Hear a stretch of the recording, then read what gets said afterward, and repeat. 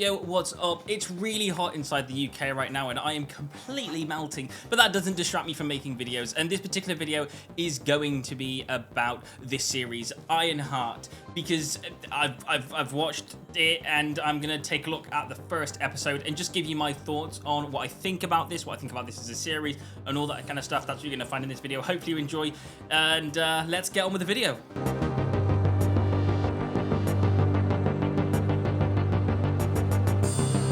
Just a spoiler warning ahead, I will be talking about events that happened inside this episode, so if you do want to watch the episode, then go watch it and then come back here. Right, let's go. So here we start off with the opening scene, and we have Riri and her friend, who are talking about how Riri is going to be the next great inventor. The friend she's sitting down with is called Natalie, and we'll hear more about her as the story progresses. Following this, we hear Riri talk about how she can be the next greatest inventor in her generation. However, she goes on about that she just doesn't have the cash to fund some of her ideas. So it doesn't matter how smart she is, if she can't fund them, then she can't create them. So this comes up quite a lot in the first episode, where she talks about like she needs money to fund her projects. But I just want to make sure that you're aware that Iron Man did build his very first suit inside a cave with hardly anything, less than what she had at MIT. He was able to build this functioning suit and actually break out of there. However, one thing I will just add in her defense, as technology has advanced, she might not be aware of that. And also, even if she is, or whether she is not, like, the suits that she wants to build are not the one from that particular era. Like those, she doesn't want to build a first grade suit. She's probably already done that.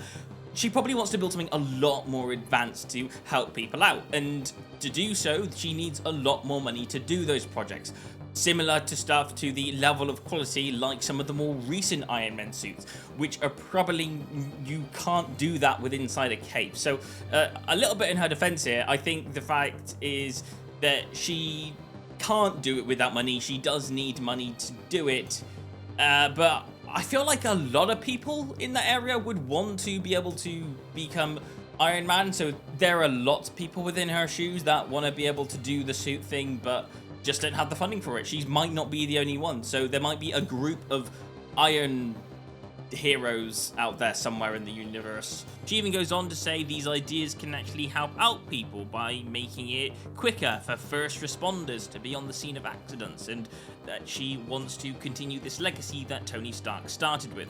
However, with a few accidents arising, MIT thought it best that she doesn't continue on the course because, well, there's been a few accidents.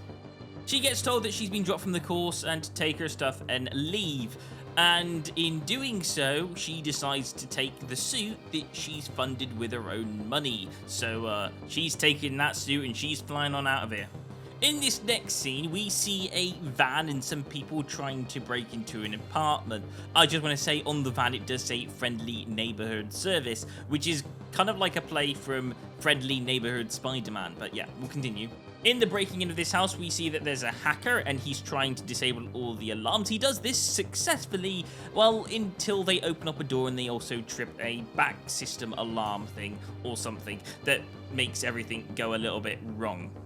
Now, because the alarms go off, the security comes and they have to battle security. They have to go to the pickup location because the cops aren't going to come, so they meet at the pickup location, which just so happens to be the person who they're working with and who is the leader of their organization, the Hood. Okay, I kind of like this character, the Hood, and I think he's an excellent character to add to this. However, the one thing that I will just, every time I see him, I just don't feel like he's major bad guy material, which I think is excellent because he doesn't look like that. Everything they do to him from the first meet in the car park, he's not like some dark figure in the corner. He's very much, he's there. He looks quite young. I think they chose a young actor for this. It's not like he tried to command everything immediately. I mean, he tried to be a little bit commanded, but like, it wasn't really that much there. I mean, like, he was like, yeah, you guys can go, and you know, you done all that. Like, he didn't feel overpowering or try to destroy everything. You sure there was development and relationship there between him and the people that he was working with, which is kind of nice. But you can kind of see that there's you know, he doesn't have that full-on major bad guy role, but, you know, I think that's a good thing for this particular character, because it does match the level of Riri Williams inside this, where she isn't quite full Iron Man, so, you know, you kind of get that between them. The Hood has a talk with the person who's in charge of the operations of that particular mission when he sees something go across the sky. Guess who it is? It's, of course, Riri Williams. As she flies across the sky, the suit actually denies her access to use the suit because she is expelled at that point, so the suit starts breaking off of her. Okay, was no one aware of this? I mean, MIT, the people of technology, the people that help her do what she's doing, the people that are much aware of what she's doing, are you telling me that these people chose to expel her while she was flying? Was no one aware that she flew out the building? I mean, it was pretty clear that she flew out the building, so why are you expelling her in the middle of her flying? Is no one checking for safety at MIT? I mean, if that's the case, don't go to MIT inside the Marvel universe, because they're not willing to check things. Moving on. As she lands in the city, obviously where her mum is, she starts walking back to her mum's house while also trying to carry her suit there as well, or at least the remains of it. So yeah, she has a bit of a tough time.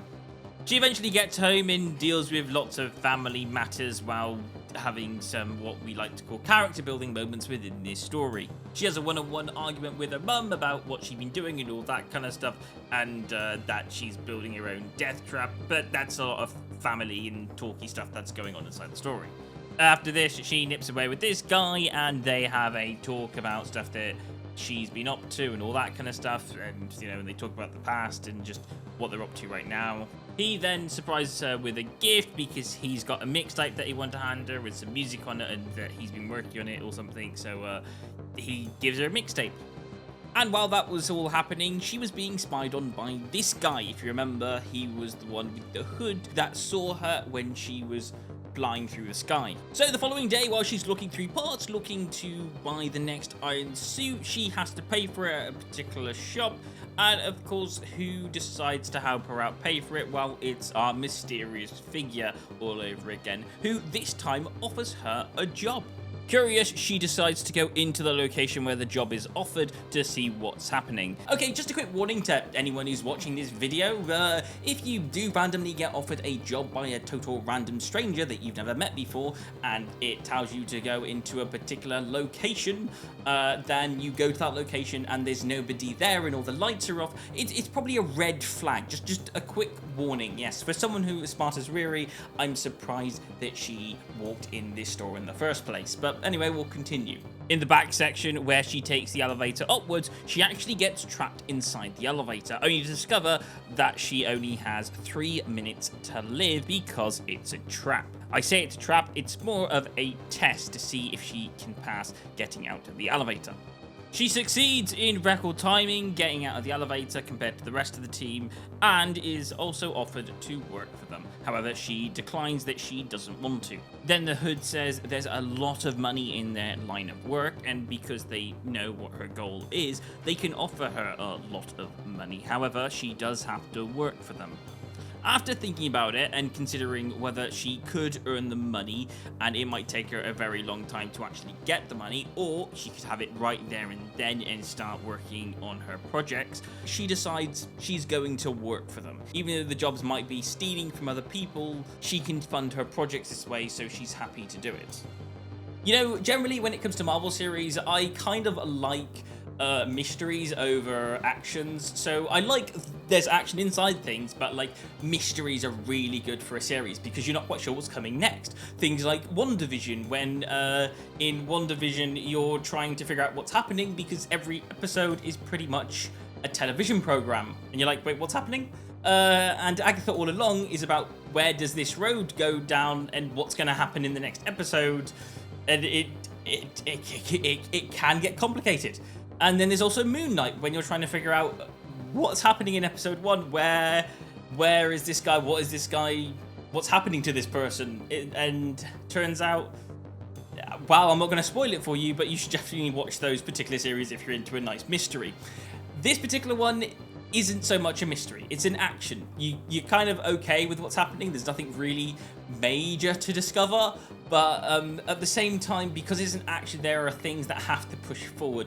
So I do find there's little elements inside here that you're like, they just happen for the sake of it.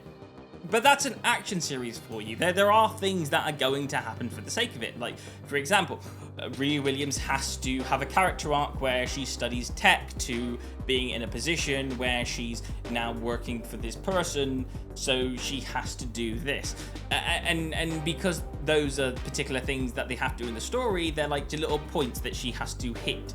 And the story is very much aware of it. So not every decision is going to be what I believe Riri would actually make, but more like decisions that they have to hit to get her in a position so her character can develop. Outside of that, I think this series is good. It's just those push moments. I'm like, okay, are they really following a character arc? What is going on here?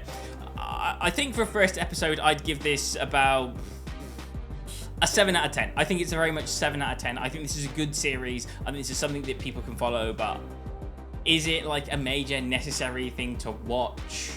I think it's up to you. I think it's whether you like this type of action type stuff. So, you know, if you like what you've seen, then definitely check it out. Anyway, that's it from me. Thanks for watching, and I'll see you guys in another Jump Inside gaming video. Goodbye.